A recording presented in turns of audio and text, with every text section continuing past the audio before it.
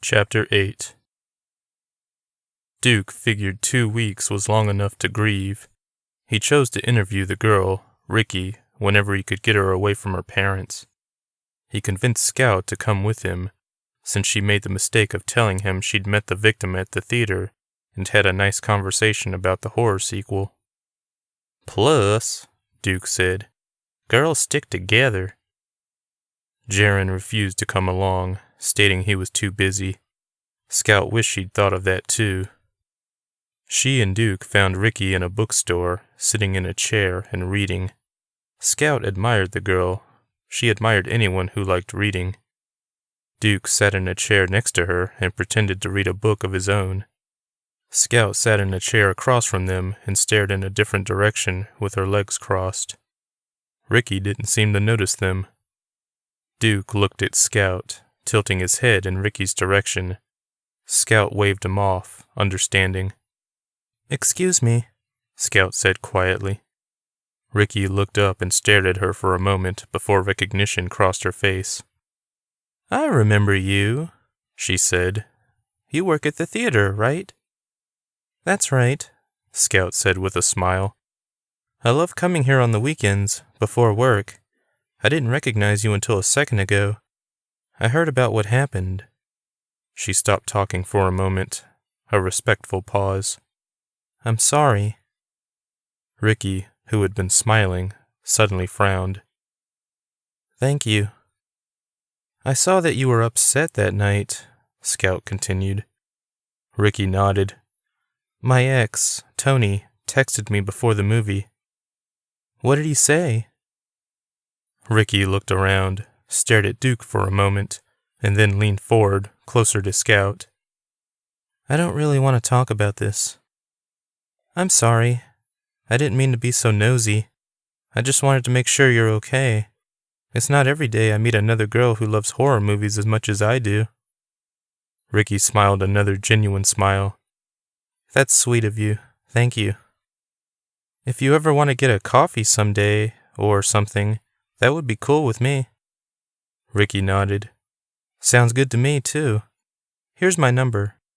She wrote it down on a receipt she pulled from her purse, and then handed it to Scout.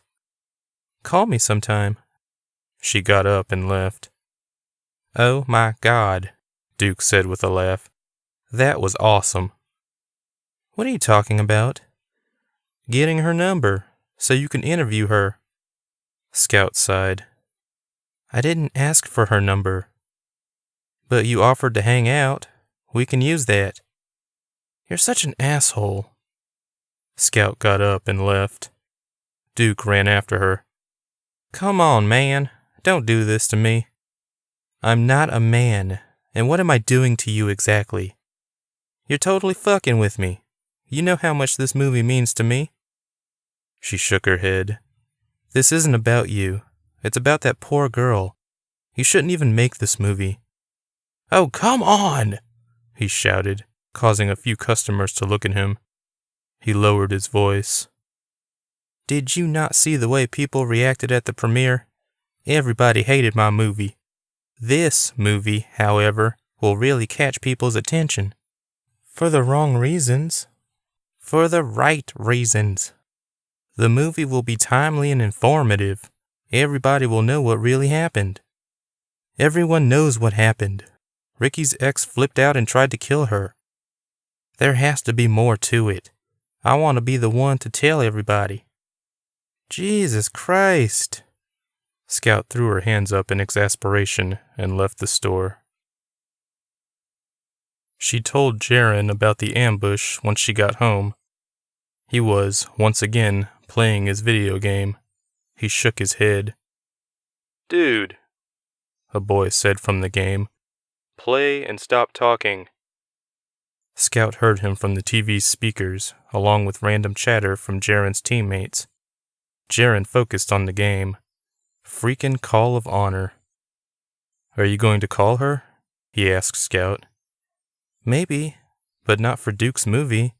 She's so nice. She could use a friend right now."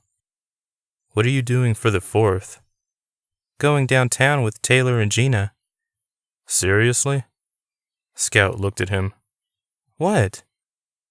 You don't think that's a little weird? Not at all. It's a holiday, and Taylor and I are friends. Does Gina still see it that way? I don't give a rat's taint what Gina thinks. Jaren chuckled and took a sip of beer. God, I seriously don't want to make this movie. You're making a movie? A guy from the game asked. Scout figured it was the same one from earlier. No, now mind your business. He shot at a player's feet, causing the real people to laugh. Seriously, the boy continued. Tell me about the movie. Scout was bored, so she went to her room while Jaren gave a brief synopsis to his teammate. 2 days later, she drove to Taylor's apartment, indie rock blaring from the car's speakers. Gina smiled politely when she answered the door, but Scout felt it was false. Gina drove the three to downtown Fort Worth, where they struggled to find a parking spot. Then they walked several blocks to a hill, where many patrons set up blankets and picnics. Even though it was late, there were a lot of kids out. Scout hadn't celebrated the 4th of July in years because of work, but she got lucky this year. Taylor lay down between her girlfriend and Scout, one leg crossed over the other. Scout tried not to look at her smooth calves. Instead, she looked at the crew setting up the fireworks on the other side of the hill. How's the movie coming? Taylor asked. It's still in pre-production. Duke is writing the script. What movie? Gina asked. You remember that guy whose movie we went to? Taylor asked, looking over at her from her place on the ground. Oh, dear Lord, he's making another one?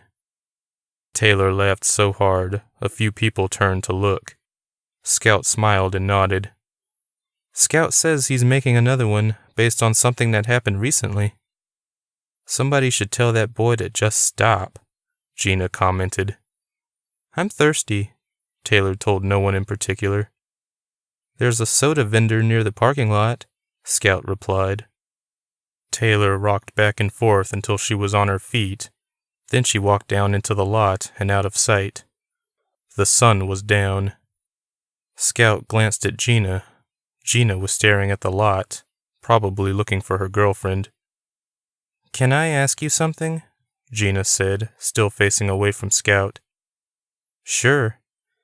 Is there something between you and Taylor? No. Was there something between you two? Scout hesitated. Gina turned to her. It's pretty obvious there was. I'm not mad, just as long as you two aren't going around behind my back. I swear, she and I are just friends. Absolutely nothing is going on. Good. Taylor returned 10 minutes later with 3 sodas. Scout accepted hers with a thanks. Then the fireworks began. They were so loud, Scout felt each explosion in her chest. It was amazing. During an explosion of orange, she saw someone ahead, closer to the crew. It was difficult to tell who at first, but when the girl turned her head to talk to a boy next to her, Scout realized it was Ricky. She looked back for just a second, but that was long enough for her to notice Scout. She waved. After the show, Gina, Taylor, and Scout walked through the lot when Ricky ran up to them. "Hey again," she said. "Hey," Scout replied with a friendly smile. "I was planning on calling you this week to take you up on that coffee." She glanced at Taylor and Gina, who kept walking. Taylor looked back, though. "Cool," Ricky said. "Oh, this is my brother Raymond." She introduced the pimply teen behind her. He nodded to Scout. "Those are my friends Gina and Taylor, and they kept walking, so they might leave me." "You're making a movie?" Raymond asked, trying so hard to make conversation with a stranger. Scout thought it was cute. He seemed shy. "We heard you talking earlier." "Yeah," she said nervously. "It's nothing. My friends are filmmakers, and I help out every now and then." "What's it about?" Ricky asked. "You," she almost replied, but stopped herself. "It's about the American visual effects industry's decline." Ricky nodded, a serious look on her face. Sounds deep. All three laughed. Well, I'll let you go, Ricky said. Call me. Absolutely. Scout waved goodbye to them and then caught up with the girls. When they got back to the apartment, Gina said she was tired. Taylor agreed and decided to call it a night. She walked Scout to her car and hugged her. The hug lasted longer than usual, though. On the way back to her own apartment, Scout smiled at the memory of the hug. That happy memory was tarnished when she got a text from Taylor the next day, stating they couldn't hang out anymore. When Scout texted back, she got no response. She was pissed, chalking this up to all the other times Taylor acted like this. The other times, it was the silent treatment. Scout almost preferred that to this cryptic text.